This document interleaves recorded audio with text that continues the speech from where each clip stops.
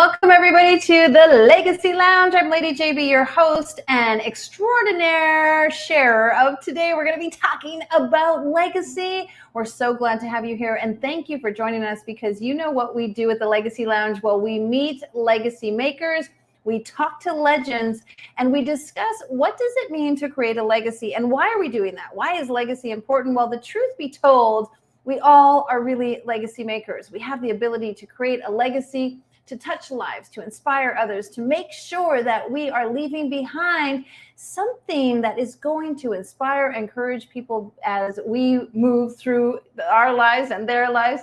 And it's got me thinking a lot about legacy, because the truth is some people feel like they're not a legacy maker, and we want to show you that you are. Every one of us is a legacy maker. And we've got an amazing guest here to talk about that. Well, we're coming to you live, so exciting, from Salt Lake City. So please be patient with us. Of course, when you know that you're live on location in a different location, anything can unfold. So we've made our wonderful social media and our virtual and all the things that we need to do, our prayers for making sure we have our lighting, our sound, and everything. So we just ask that you have some patience with us. If there's a little bit of a lag or anything unfolds, it will be a divine, universal gift to us, whatever we have today, as we are on location in the lounge. And to add to that, our amazing guest is coming to us from across the pond. So we've got all kinds of technology doing amazing things today.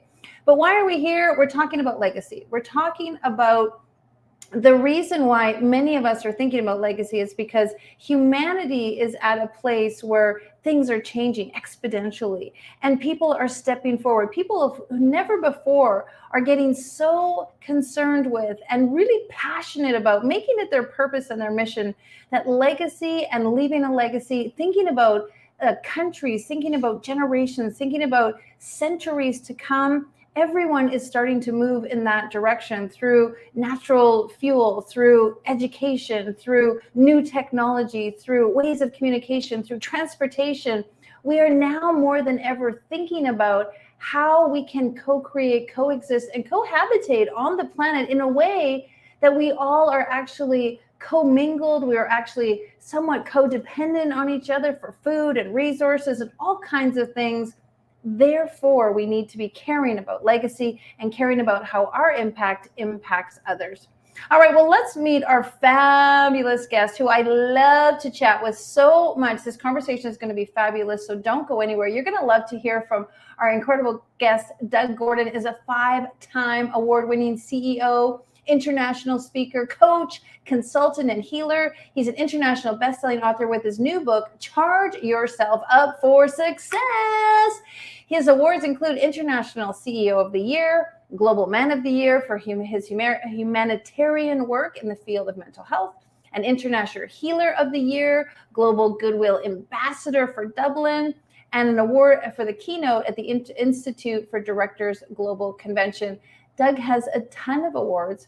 He's an incredible, impactful change maker. He's a legend in his very own way. He's a legacy maker, and he's here today to share with each and every one of us. Welcome to the show. Come on in. Hello. How are you doing? Doing great. Thank you so much. Just loving the life of on location, loving Zoom, and loving that we can talk around the globe, reach out to 6 million homes, connect with people, and talk about legacy. So thank you so much for being here. I know it's late for you, so I just appreciate your devotion and dedication. We will be kind to you. We won't make you put up too much brain power since it's late for you.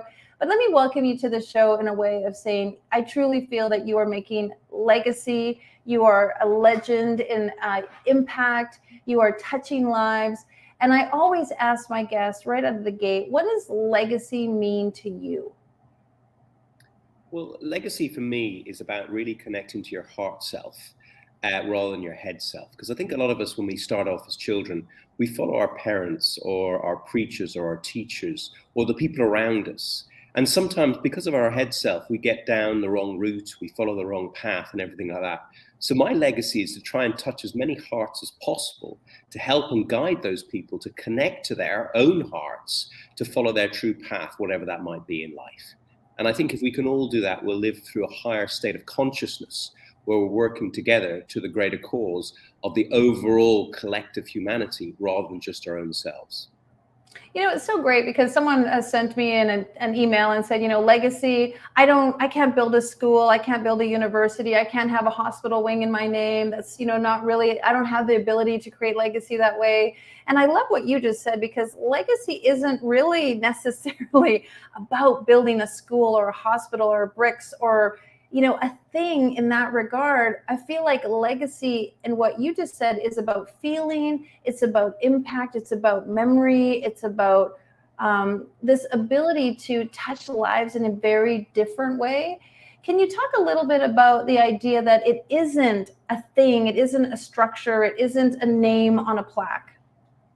Yeah, well, as I said, if you can get it, when you're talking about a name on a plaque or something like that, that's really coming from ego.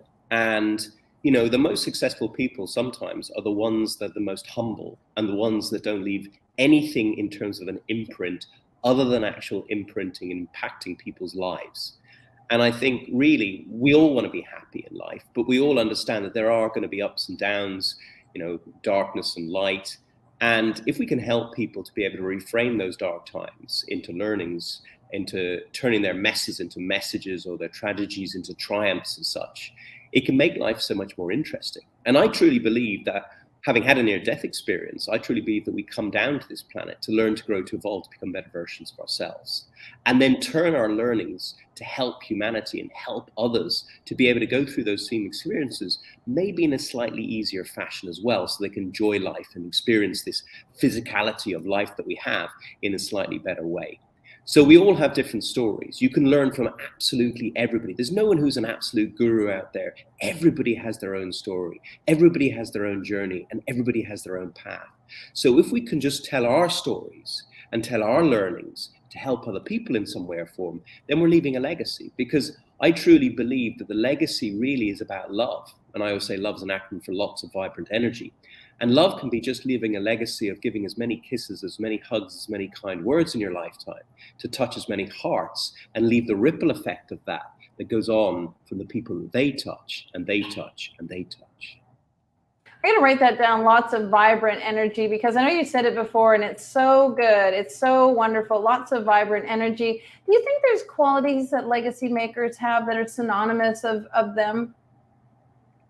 I think a lot of legacy members, in some way or form, go through some crap in life to wake themselves up in some way or form. Because, like, I did 1,000 hours more actually now, probably about 2,000 hours during the pandemic and since, in terms of mental wellness work, for no other reason, just to help people, just coming from my heart to make love. And, you know, in terms of that, I didn't do that for accolades. I didn't do that to try and get any recognition. I did it to help others because I'd been through a lot of crap myself and I would have loved help. So the fact that I've gone through those experiences, whether it be 2 operations that went wrong, a marriage breakdown, 3 years of chronic pain where I was waking up 10 times a night like I was being punched in the stomach, then a near-death experience and many other things as well. Like, when I go through those, at the time when I was wrapped up in the emotion, the commotion, it seemed terrible. But now when I look back at it as the observer, I realize it was some of the best things that ever happened to me in life, because it made me really realize what life is really about and to really appreciate with gratitude what everything that life is. And life isn't just about making money, because when you're 94 years of age looking back at your life, you're not going to look back at how much money you've had. You're going to look back at how many hearts you've touched. And I think that's the real thing in life. You know, it's not really building a building or building a plaque. It's the energy that we have in terms of touching other people's hearts and their lives as well. You kind of listed those things a little bit cavalier, like I've been through this near-death experience, chronic pain, and you listed them because you're not living in them. They don't define you. They help to refine you, which I love to say, but they don't define you. You're not living in the past. You're not allowing them to decide who you are. You're using them to propel you forward. And I know you quickly speak to them because the truth is you're over them. Can I say that correctly? You're through them. You're on the other side of them. You're using them to lift you up the ladder, not pull you down into the pit. 100%. And I think what a lot of people sometimes do is that they live in the past and they use the identity of the past and the identity of the things that happened to them in terms of being a victim and holding on to those to create attention towards themselves. And I have to put my hands up. I did that a little bit. But it was only really when I worked on my own emotional intelligence in terms of my awareness and understanding that these were things that happened for me rather than to me, that really changed my perspective about it. And I think, we're all going to get tough people in our lives that come into our lives in some way or form to test us. I mean, I truly believe that we come down. I mean, why would you just come down, JB, as you or me? Why would you not come down as the king, the queen, the prince, the pauper, the invalid, the Olympian, to experience life in different ways, different perspectives? And if you are going through a tough time in life, maybe you should pat yourself on the back, because maybe you've played this game of life so often that you're testing yourself to the ultimate, like a PlayStation game, to see if you can still get through all the crap and come out the other side still as that best version of you and turn your mess into a message and give it meaning. So that's where I always try and reframe is when you get somebody that's really tough in your life, instead of getting wrapped up and embedded in that energy and getting embedded in their energy, is to take separateness to bring togetherness, or actually take yourself outside of the situation and look down as the observer and ask yourself, what's reflecting back here? What am I learning here? How can I grow from this? And maybe even help someone else from the experience of this interaction as well. Yeah, I really lovingly call you, a consciousness guru. You have so much ability to understand that mindset, belief system, how people are looking down at their situation. And I like to feel that there is the ability to reframe. We can assign new meanings to things that have happened to us and put them in what you said, the silver lining, that was the best thing that ever happened to you. Can you share some fabulous mindset hacks, some golden nuggets that you often use? Because you have so many wonderful ways that I've witnessed and watched you talk about how to just shift the perspective. And it happens very, very quickly. It's not something that we have to prolong and be arduous about. You have some really great suggestions on how people can shift right now and step into that legacy mindset. Yeah, so my viewpoint is to gamify life slightly. So something I give to kids, but it also works for adults as well, is I truly believe that you come into this world as a being of love and light. And for the first few years of your life as a baby, and then maybe a little toddler and an infant up until maybe the age of 5, all you think of is fun, food, and maybe going to the toilet. So based on that premise, the things that actually in terms of negative thoughts that come into us is from our brothers and sisters, cousins and mothers and fathers taking our toys away, telling us to go to bed and all that kind of stuff. So it's almost like you can reframe all those negative thoughts, those negative interactions coming from outside of you. So you can almost put yourself in the position of thinking, actually, the only thing that I really should be thinking of, and that's my true self, is positivity and love. So based on that, when you get a negative thought, reframe the negative thought like almost like a ghost. Like say if we take Harry Potter, for example, if I'm sure some people have seen Harry Potter, they have these ghosts that are called dementors. So imagine a negative thought it's like a dementia. And when you get that negative thought coming into your head, imagine yourself as someone like, Luke Skywalker of Star Wars. And you say, negative thought or dementia, I'm a being of light. I don't get negative thoughts. So if you're here, you're obviously coming to me because you know my channel is up to the light and you want to go there. So I'm going to send you up there with love.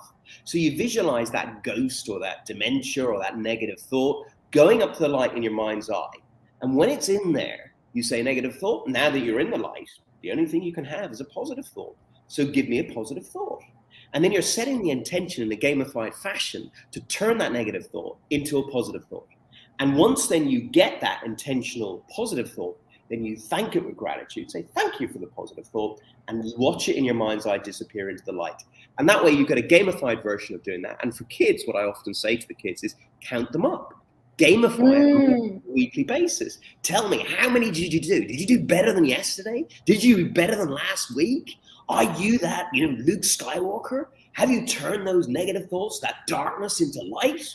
And it just makes it a bit of fun. So that's one of the things out of many that I've done.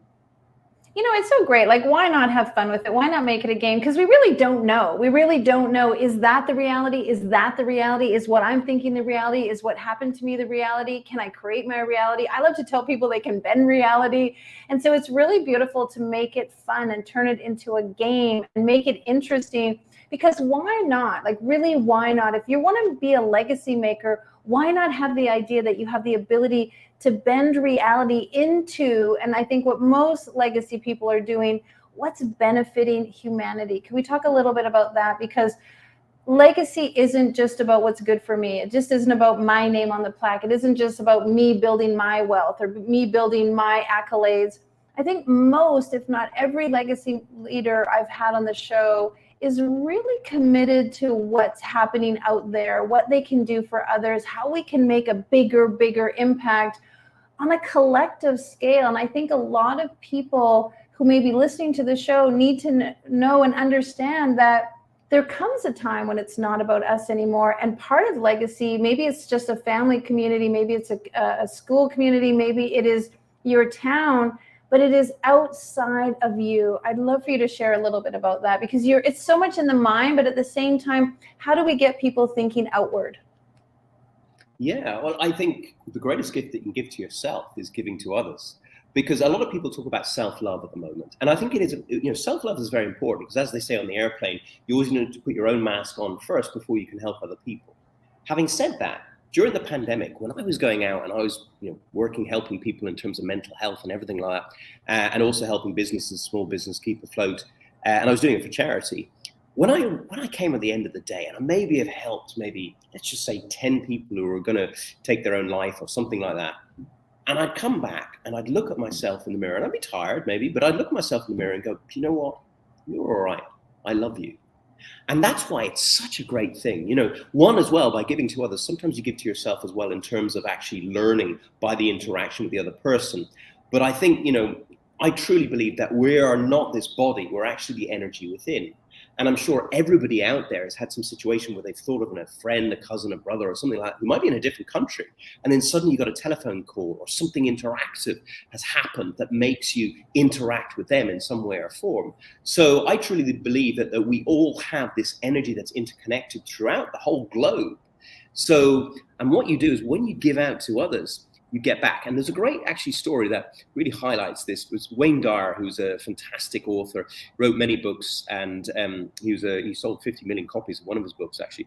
And he told a story that when he was in Hawaii one time, he was living there in Maui, and a lady had moved from New York, and the lady came up to him and said, Wayne, I'm such a fan. You got to tell me, I've just moved here. What's it like here in Maui? And he said, well, where are you from? She said, New York. And she said, well, what are the people like in New York? And they said, well, they're a bit busy, to be honest. And I didn't really like it. And that's why I came here. And he said, well, I'm really sorry, but that's a bit like what they're here as well. And she was like, oh, and she walked away. And then the next day or the week after, it doesn't matter, someone else came up to him, and another lady, but this time from Los Angeles. And she went up to him and said, Wayne, I'm such a fan, just moved to Hawaii. What are the people like here? And he said, well, what are the people like in Los Angeles? And she said, oh, they're friendly, they're beautiful, they help each other. And he goes, yeah, they're exactly like that here as well. So the moral of the story is whatever you give out, you get back. Now, I will say that the universe understands that if you give with the intention of receiving, it doesn't work. But if you give truly from your heart, it's amazing what happens. So really give truly to help other people without expectation, and then you will get something in return, sure. That's such a great story. I moved to a new town and everyone told me, oh, it's so cliquey here. Everyone's so cliquey. It's so hard to fit in. It's so hard to meet people. And I didn't have that experience at all. I loved it. I didn't feel anybody was cliquey. I totally fit in. And it was so indicative of how you show up is how the world shows up for you. It's a really wonderful thing. Let's talk a little bit on the conversation of books. Let's talk about your book. Was there a moment? Was there the big spark, the epiphany, the ignite moment that happened for you to say, okay, I'm ready to write this book? And what was that? Well, so in 2009, through stress, you remember, obviously, in 2008, the markets went through the floor.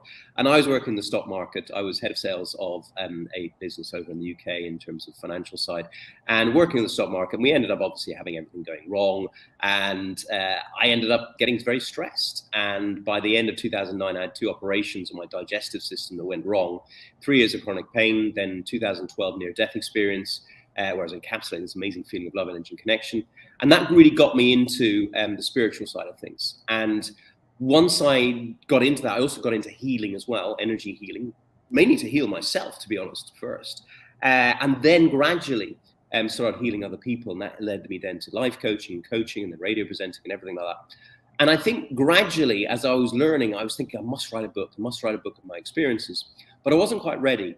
And then gradually, as I interviewed more amazing people like yourself and like Les Brown as well, who you did a book with, and I got loads of great insights into different people's reasons for success.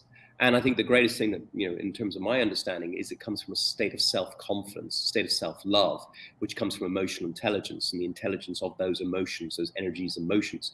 So once I realized that, and I was able to put all my own experiences, because I was in the investment world where I had some good experiences and success there. I had good experiences and success in business, and then also in the sports world.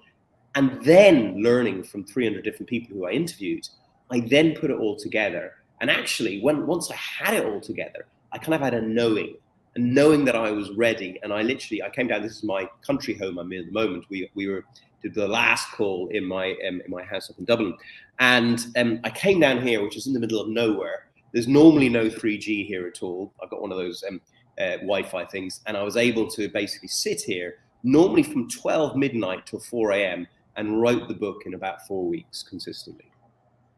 Wow, incredible, incredible. I know there are so many good things in it and so many juicy, wonderful tidbits.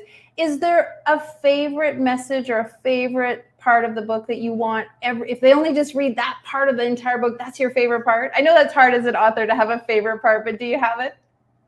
Well, I think one of the parts which we all go through we have parental programs, triggers, traumas, things that kind of get us at certain times. And when you have those triggers, it can waste so much time in terms of overthinking, getting upset about things and everything like that. And I was actually on Clubhouse one time when this lady came on she was actually going to take her own life, and she told us. So I managed to turn her around in 7 minutes. If you go onto my Instagram, you'll see the video of how I did it. And then I actually got on a call with her, and I reframed the whole thing to be able to turn her around from taking her life to then turning her mess into a message and give it meaning. And if you have a look on my LinkedIn, you'll go down, you can see there's a lady called Yao, and she gave me a LinkedIn recommendation saying, Doug saved my life, basically. And that was one of the things. And then a load of people as well. And that's why I ended up winning the awards with Global Women's Magazine and the International Association of Top Professionals, because a few of the ladies and men who I helped save their lives and turn them around from depression and everything like that through my own experiences, but also my own training, I then was told about. So that was one. And the other thing I would say is, I believe that what you go through, you grow through to glow through. And we should gleam that inner light. And my GLEAM acronym is giving to others, which we mentioned earlier on, but also gratitude. And gratitude is the attitude, because it heightens your vibe, and your vibe attracts your tribe, which is really important. The other thing as well in terms of GLEAM is letting go, in terms of letting go of those energies such as anger, resentment, lack of forgiveness and guilt, because they make us focus on the past rather than the fabulous future that you could be having. E is for energy, which is obviously, gleaming that amazing energy in terms of the spiritual, mental, emotional, and physical, which are all intertwined. And if you work on one, when the physical is the easiest, it helps others as well. But also emotional intelligence is E, because that's self-awareness, which we talked about earlier on, conscious communication, and your word is your wand, and the sentences we say are sometimes the sentences we condemn others to. So be very careful about what you speak to create what you want rather than what you don't want. And also empathy and compassion, finding your state of motivation or inspiration, and also having that self-regulation and creating win-win in the interactions of life. And then A is authenticity, in terms of creating trust, being you. And then M is that meaning, that purpose. Find your definite purpose in life, whatever that is, by looking at what do you love doing, what are you good at doing, in terms of gifted at doing, and what can you add value to people in some way or form. And once you know that, find a match and go out there and do it. And you'll live from a place of loving what you do, loving what the people you work with, and loving the clients you serve, which is where we go back to lots of vibrant energy. I love it. And you know what? I can't wait to get my autographed copy, because I'm going to read it. I'm going to read it cover to cover. So many of the things you shared just resonate with me. I appreciate, I so adore. Folks, we're going to put up on the screen where you can find out more about Doug. Of course, get a copy of his book. Really be dialed into the things that he has to teach. He's an incredible teacher, coach, trainer, speaker, author, and legacy maker. And I'd love for you to reach out to him. Now, here's the fun thing. Doug's going to stick around with us for another hour. He's going to jump into our backstage area. And of course, we want to invite you all to come backstage. If you'd like to be a part of that secret backstage, please go to legacylounge.life. You can sign up there and get a pass to our backstage arena, where Doug's going to be pouring in more training, more juicy goodness, more amazing things to help you with your business, your brand, your speaking, your teaching, your mindset, your coaching, your healing. He's going to give it all to us for the next hour. So we'd love to have you join us over in the lounge. Doug, I really love that you are a learner, not just a legacy maker, but you're a learner, you're a student. You took trials and tribulations in your life and you wanted to learn from them. You wanted to gain knowledge. You wanted to gather wisdom. Can you speak a little bit about that? Because there's such a beautiful humbleness to you, and also an insatiable curiosity and a wantingness and a learningness. And I think a lot of people can gain value from that. Oh, 100%. Like, one of my friends in the speaking world always says, you learn to earn. And, life is about learning. I mean, people sometimes come out of university and they think they're never going to learn anything else. Well, I went to university to degree and master's, but then ever since then, I've been wanting to learn about personal development, about philosophy, about psychology, about human behavior, to try and understand, to make my relationships the best they can. I went through a divorce, 15 years marriage, and then went through divorce. And, I have to take responsibility for that, because too many times people point the finger at other people and forget there's three pointing back at them. And the only person that you can truly change is your own self. So, in terms of learning, I've worked with probably every single guru you can possibly imagine.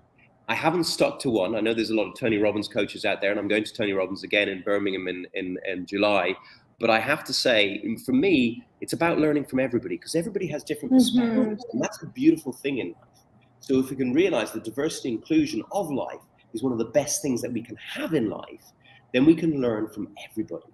So even when I went to see the Dalai Lama over in India, I went and thought he was going to be my guru, but actually the gurus were the taxi drivers, the hotel managers, the waiters, everybody I met. If you ask the right questions to understand rather than making assumptions, you can really learn from everybody in life, because everybody has a different path, a different perspective, and a different understanding of what this game of life is. Amen. Amen. Well, let's talk more about that when we're over in the lounge, in the backstage. We'll talk more about India and the Dalai Lama. Thanks so much, Doug. I'll see you in a few minutes over inside our backstage lounge. Well, folks, if you want to be a part of talking with Doug and I for another hour, go on over to our website and you can log in. And of course, you can join us anytime with all of our legends. We have legends every Thursday talking about legacy. I want to give you the skills, the tools, the understanding, the training that you would need and want to really immerse yourself into the idea that you can create a legacy right now in your life with the people that are right in your closest vicinity. You have the ability, and it all starts with the mindset, the heart set, the soul set. You just decide that that's where you want to go, and life will provide for you. Well, we'd love for you to be a part of everything we do at the Legacy Lounge. So please, once again, go to our website and find out what we're up to. And of course, wherever you are in the world, decide that you are going to make an impact, that you are going to use love to create vibrant energy. We bless you, and we'll see you next week. Now, more than ever, we need to come together to connect with one another.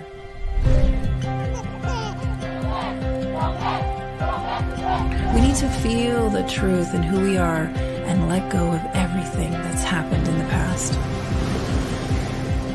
We need to empower every person on the planet and awaken hearts, enliven souls, come together, laugh, play, rejoice, connect, create, and love.